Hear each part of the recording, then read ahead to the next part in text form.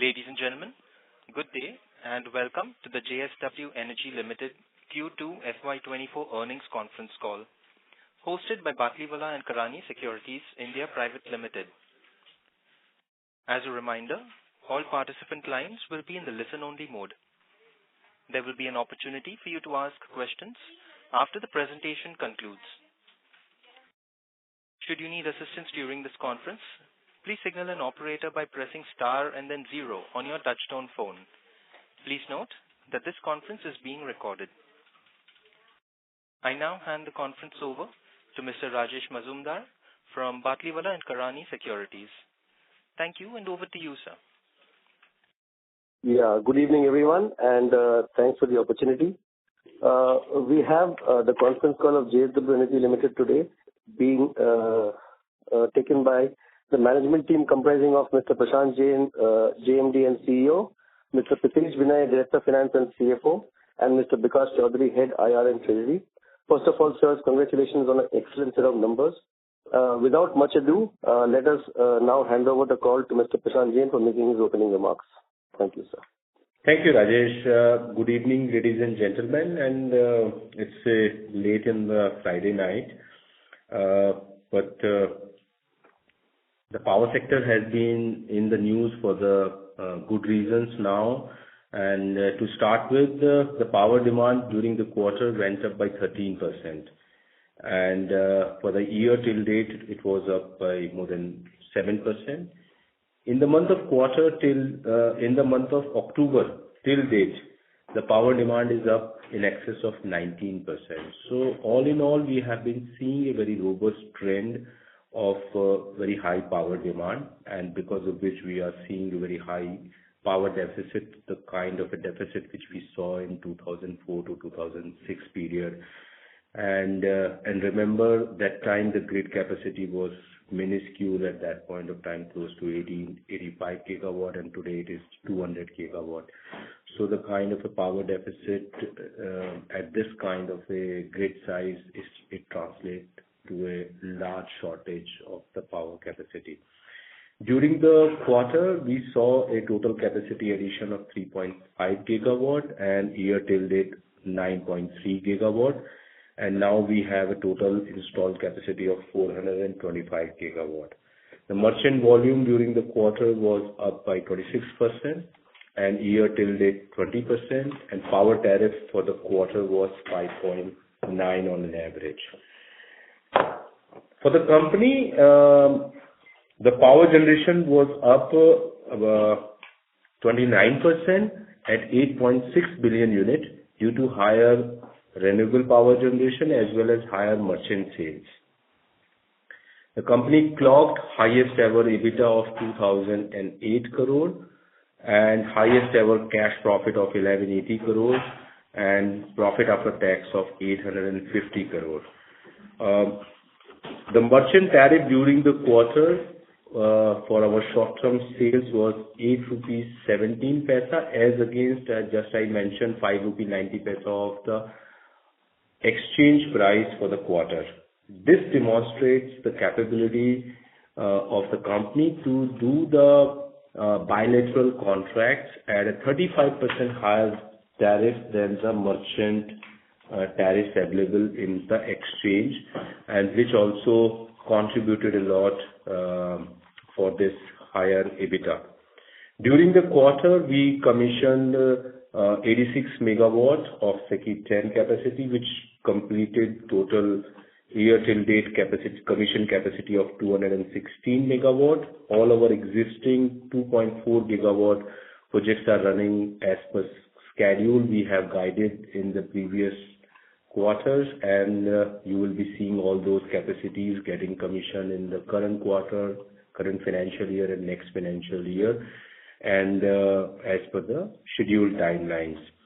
For the In-Bharat, the boiler light-up has been done. Turbine is ready to be synchronized in next 7 days time frame. However, the transmission line, the one or two bottlenecks are being sorted out.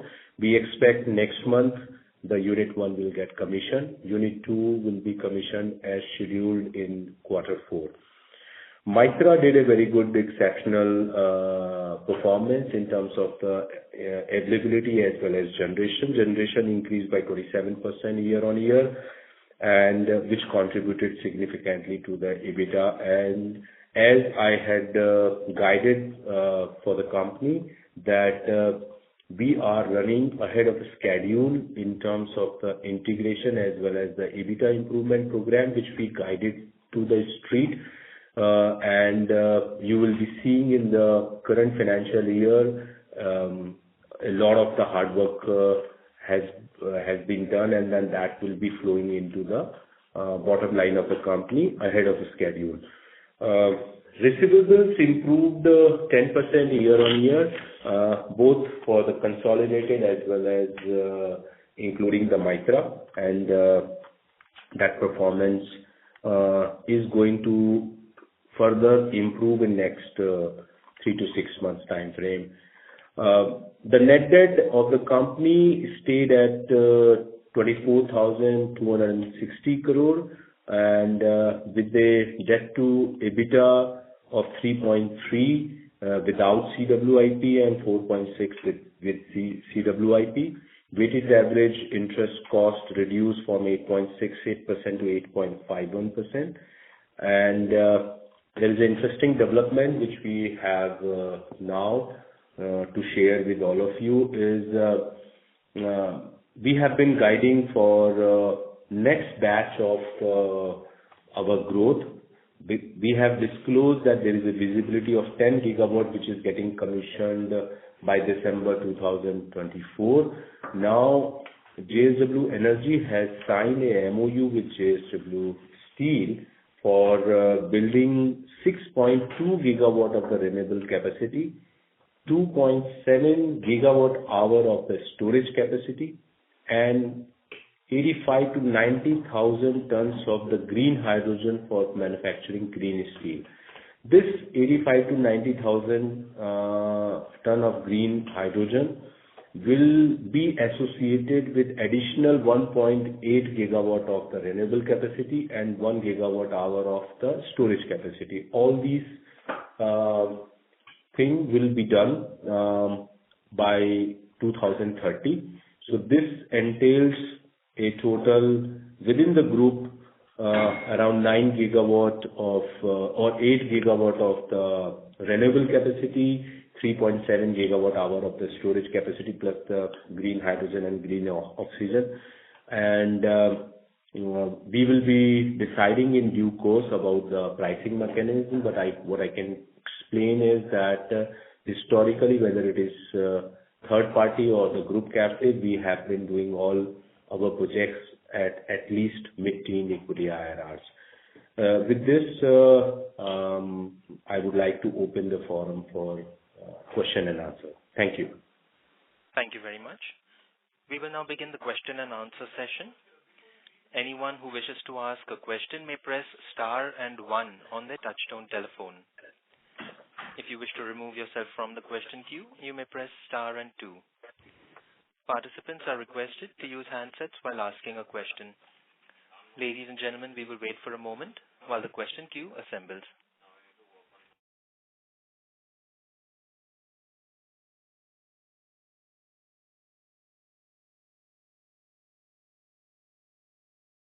Participants, you may press star and 1 to ask a question.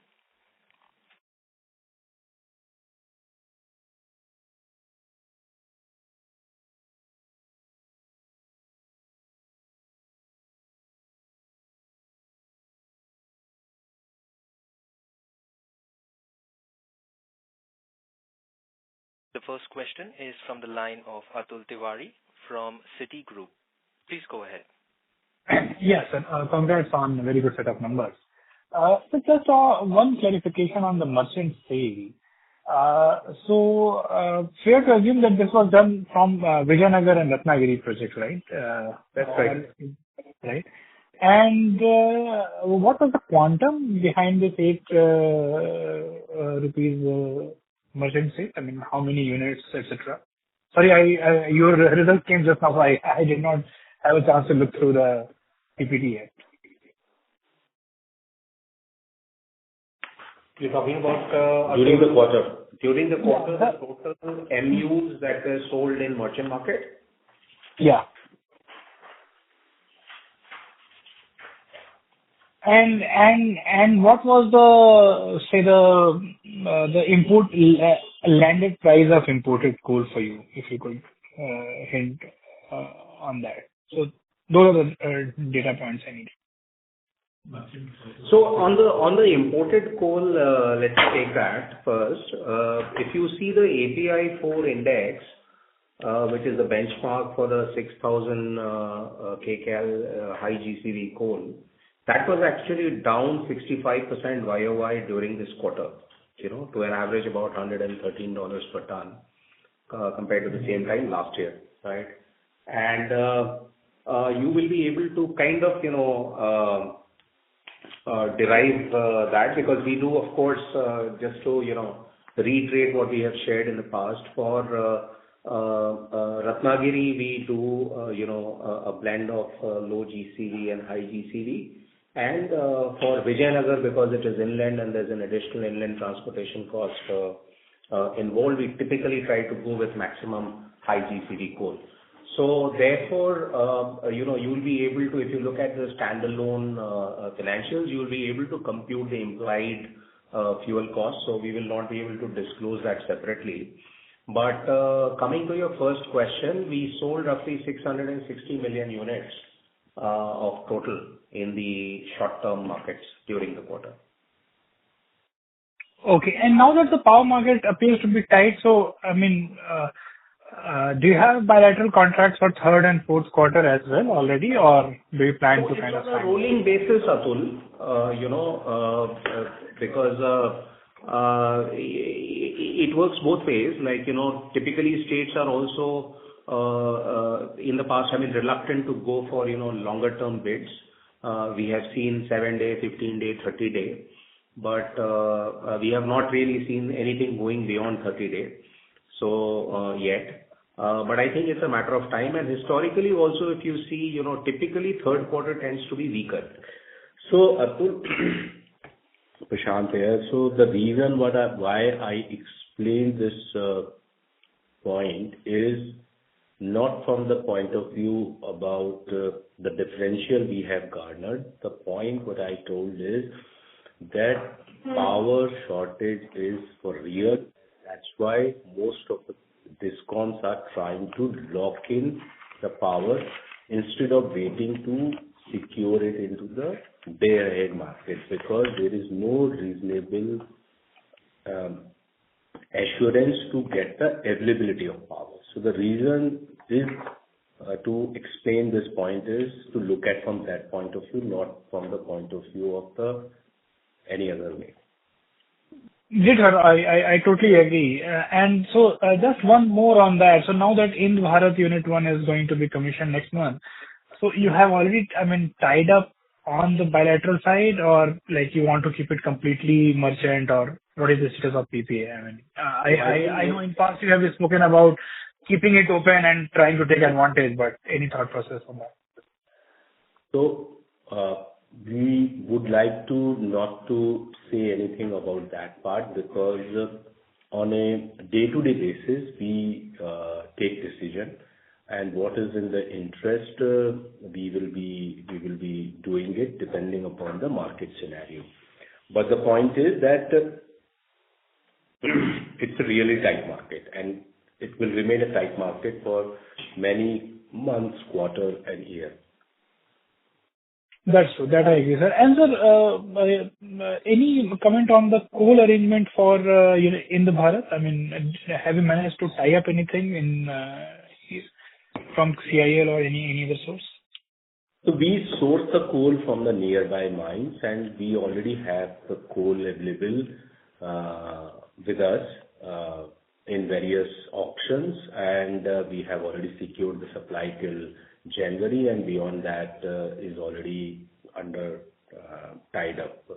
So for the year, whatever we are going to produce, we will be having the coal, which has been already secured from the Coal India or its subsidiaries.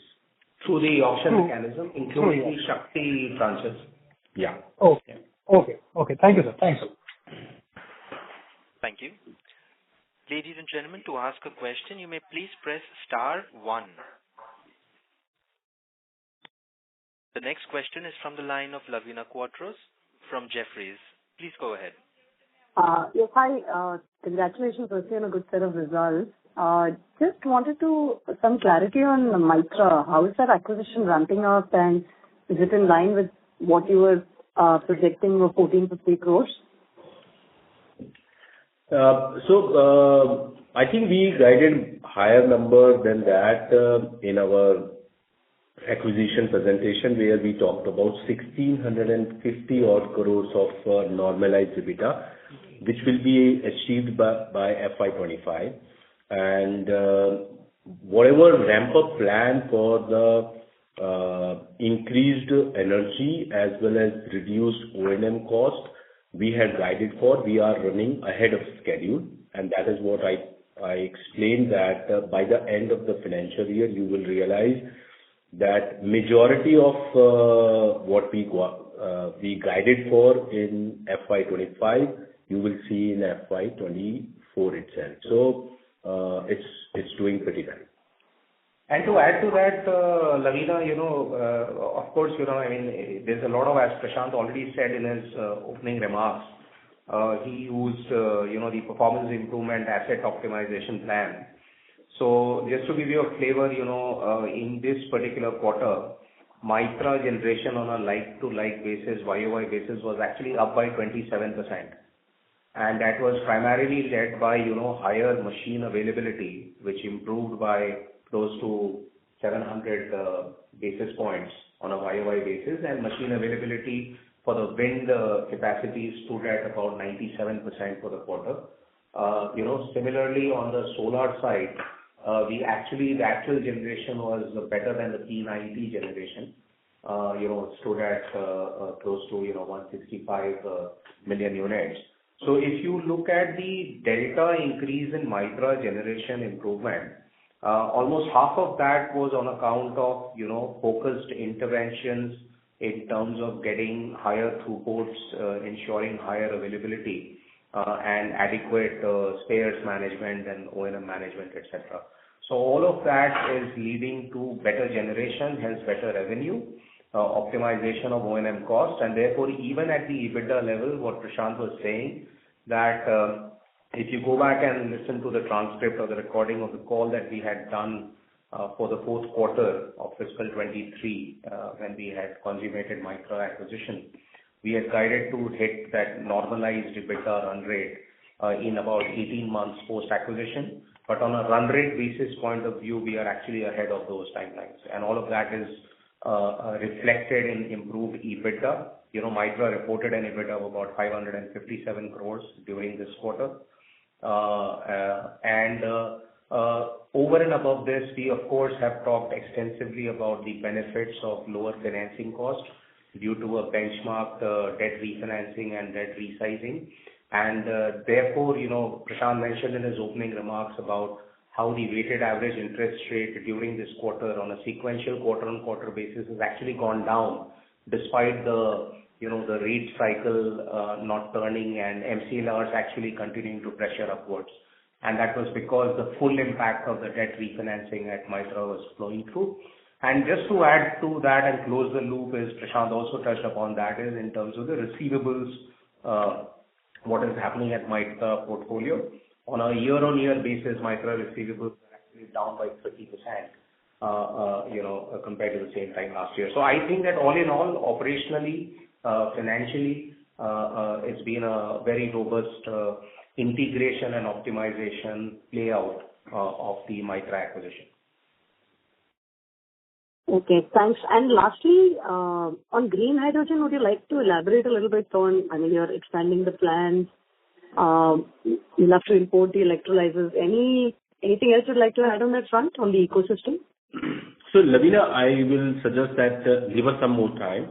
And so I think with this MOU, the whole objective is to first bring the visibility from 10 gigawatt to 20 gigawatt and also electron to molecule business.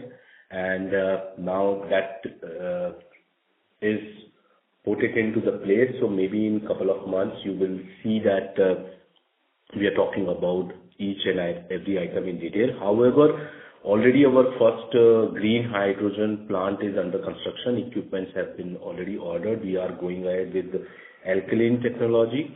We are importing it from the Chinese manufacturer, and the construction has already been started, and we are expecting that by March 25, this will be up and running. Okay, great. Thank you. Thank you.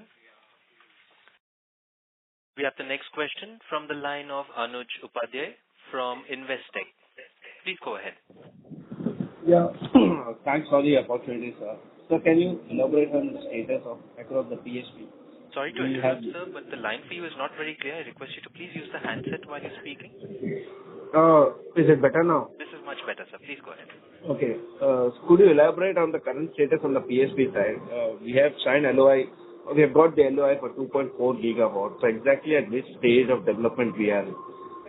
And is this only across in Maharashtra, or this 2.4 factors in other states as well? Yeah, thank you, Anuj. So all places we have already started the work, and right now the kind of a work which we are doing is in terms of the regulatory approvals as well as ordering of the equipment. So ordering of the equipment are in advanced stage, and regulatory approvals are with respect to the forest and environment clearance. So one project already the EC has been is in final stage. The meeting has been concluded, and we will be receiving EC within the current quarter, and also the forest clearance will be also available by next quarter. And we are expecting once EC and FC are in place in early next financial year, we will be starting the construction. And by the time the project equipments will also be ordered. Other than that, there are total 6 projects which are in advanced stage of similar regulatory approvals and also the plant ordering. Because later on, when we see that there will be a lot many bids which will be coming up quickly, we want to create the complete preparation. So there are total 6 projects where we are moving very aggressively. They are amounting towards in totality of 7.8 gigawatt of the capacity, with around 6.5 hours of average storage time. Those are being done in parallel with respect to environment clearance, forest clearance, land acquisition, and also the ordering of equipment. And we will keep them ready, and as soon as we are able to lock in the bids to supply those storage capacity, we will immediately start the construction and issue the notice to proceed to the equipment manufacturer. So this is how the status of PSPs. And would it be possible to specify the quantum for which we are awaiting the EC next year, sir, on which we believe, we expect to begin the construction? What would be the quantum for that? So we will not start the construction unless we win the bid and do the financial closure. So please understand what are the various enablers to start the project of PSP. First is that you get the allocation. Second is you get the regulatory approval. Third is you win the bid. And fourth is you do the financial closure. So these are the things. So what we are doing is the allocation part is done. We are completing the regulatory approvals and then keeping the ordering ready. Now there will be the 2 milestones which we need to achieve before we put that into the construction, is winning the bid and doing the financial closure. So once we win the bid, then at that point of time, the turnaround time will be very, very less to put them into the construction. So we will be able to tell you as soon as we win more bids. Fine, sir. And lastly, all these 7 projects are in Maharashtra, or we have across other states as well? Across other states. So it's in Karnataka, it's in Maharashtra, it's in UP, and it's in Rajasthan. So these are 7 projects which are on advanced stage. Okay. And if I may please, ask another question which is related to your module manufacturing thing. So it's like what we heard in the last call is like we are probably shifting the base to another state. Could be Rajasthan. So any development over there, sir? So it is in Rajasthan. We have already acquired land. Boundary has been done. Equipments have been ordered. We have also secured a incentive package from government of Rajasthan, and it is now under construction. And as per schedule of March 2025, it will be up and commissioned. Oh, fine, sir. This will be for 1 gigawatt? Yes, right. Okay. Thank you, sir. I'm done. Thanks for the opportunity. Thank you. Ladies and gentlemen, you may please press star and 1 if you wish to ask a question. The next question is from the line of Sumit Kishore from Axis Capital. Please go ahead. Good evening, Prashant and Pritesh. My first question is on the MOU that you have signed with JSW Steel. This generation capacity of 6.2 gigawatt is basically going to explain 60% of the increase that you do from 10 gigawatt to 20 gigawatt by 2030. So this is just formalizing the contribution that steel would have to your capacity expansion beyond 2024. Yeah. So this is 62% of that capacity, plus in addition to that, another 1.8 gigawatt, which will be coming up for green hydrogen manufacturing also. Right. So all in all, total around 8 gigawatt we have a visibility, plus we will be doing sticky projects or maybe acquisitions, maybe we will be having C&I portfolio. So all everything is available in front of us. So whatever is remunerative, we will continue to lock it. But you can really see that 80% is having a clear visibility, which will be within our control. Right. So now, given that you have 80% visibility, is there, any sense of whether the 20 gigawatt number itself is going to get upgraded? So, Sumit, I think let's talk about it maybe 1 year from now or 1.5 years from now, and if we see that we need to revise our guidance and come out with a strategic 3.2, we will be certainly doing that. And if you ask me personally, as my confidence, yes, there is a possibility that we will be doing better because of better balance sheet, better cash flows, and better visibility. But at this point of time, we stick to our strategy 2.2. Right.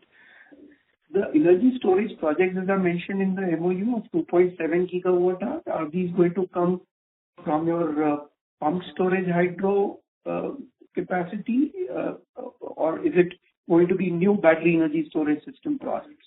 So it's a combination. So it will be, Sumit, combination, and depending upon the needs. So we are seeing that 3.7 gigawatt hour will be for JSW steel perspective, 1 gigawatt hour for hydrogen, and 2.7 gigawatt hour for coupled with the RE generation. So, but it will be a combination for sure.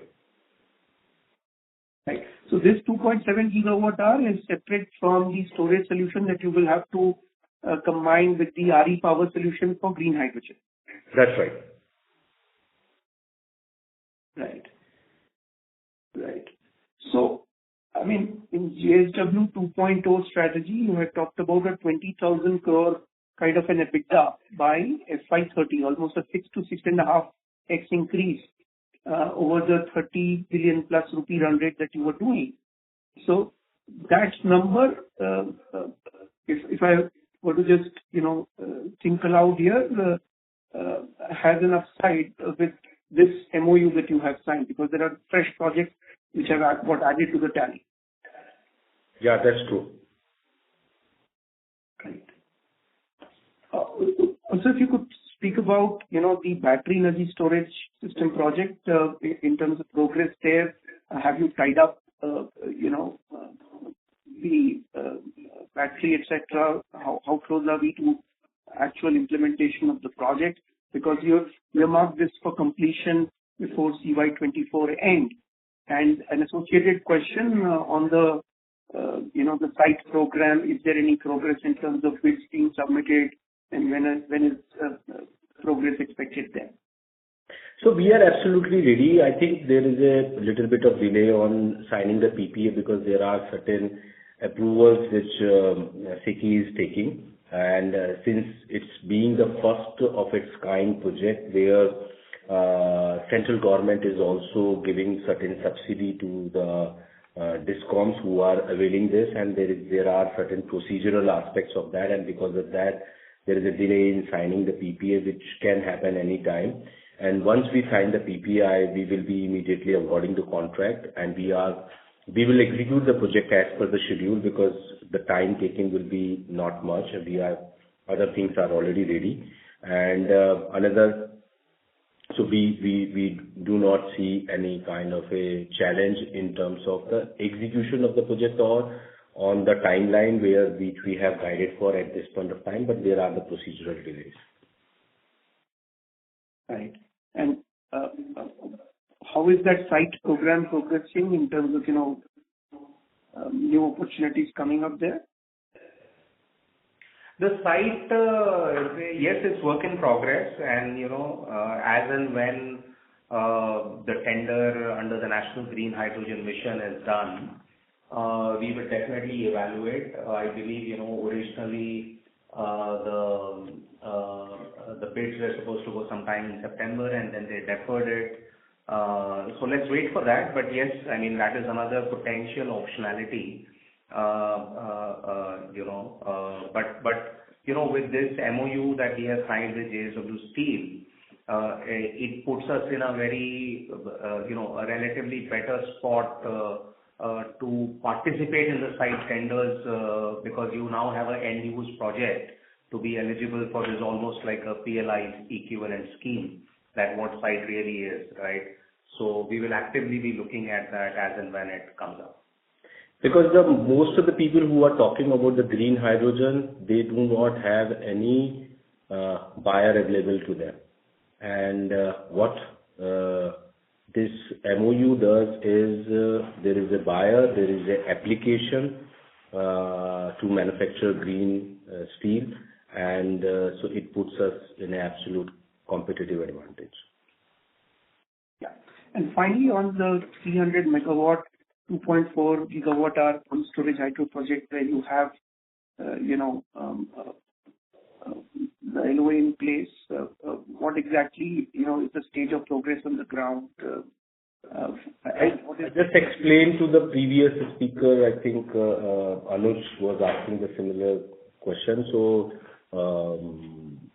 if you missed it, I will once again repeat it that we are in process of taking the regulatory approvals, EC and FC, which we are expecting that by end of this financial year, both will be in place. Equipment ordering is going on, and we are expecting that early next financial year, we will be putting that into the construction.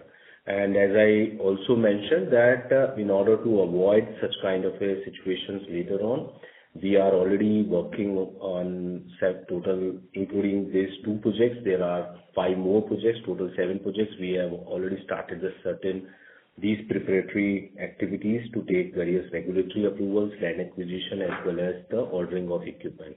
Once we secure the bids and then do the financial closure, those projects can be put into the construction stage ASAP. Very clear. And so if you start construction on this first 300 megawatt, 2.4 gigawatt hour next year, it would take another 24 months to complete it, or? No, it will be taking 36 months. 36 months.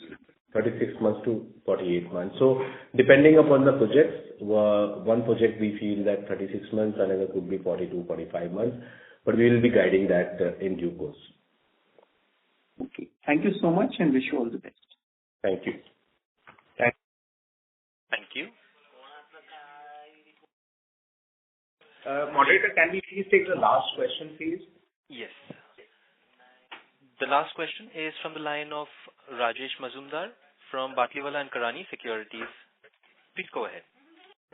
Yes, sir. So I had a couple of questions.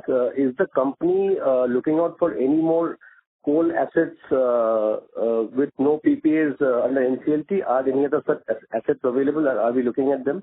That was the first question. So Rajesh, we continue to look at various opportunities, and as and when we find any good opportunity, we will certainly try to lock in. So for record, you can consider that anything and everything which is available in the power sector, we are interested in it. And you do find any such opportunities still available? That was my question actually. So that's a tricky question, but there are a lot of opportunities which are there, but which are not available at a reasonable price, and there are certain opportunities which are available for reasonable price. So at unreasonable price, lot of things are available. Okay. And so my second question was on the JSW Steel 6 gigawatts addition, and in fact I was also the JSW Steel call a while ago. The company has clearly mentioned that the capex funding for this will be a shared kind of funding. So would you highlight how this is going to work out in terms of the funding by JSW Energy and the way it's going to operate? So it is as per the act wherein there is a captive power policy wherein these projects will have to be housed under a SPV. And the power procurer has to take 26% equity into that SPV, and balance will be by JSW Energy. And based on that PPA, the debt will be coming into the SPV for supply of the power. So this is how it is going to be, and this is how all our existing power projects, whether it is thermal or renewable, for group captive are structured. Yeah, Rajesh, it's just exactly the same what we are doing for the 958 megawatt in the current pipeline of projects under execution. So it's a similar model under the captive scheme. Okay. And when you give the capex guidance, you're obviously including this inside that, right? Yeah. It will be similarly like we have already guided for a long-term capex plan, which is under the strategy 2.0. And so it will be guided under that. Right, sir. That's useful. Thank you so much. And I don't think there are any more questions. So thank you very much, sir, for the opportunity. And if you would like to make some concluding remarks, we can conclude the call. No, thank you very much, ladies and gentlemen, and happy Navratri and happy Dussehra to all of you and your family. Thank you. Thank you. On behalf of Batlivala and Karani Securities, that concludes this conference. Thank you all for joining us. You may now disconnect your lines.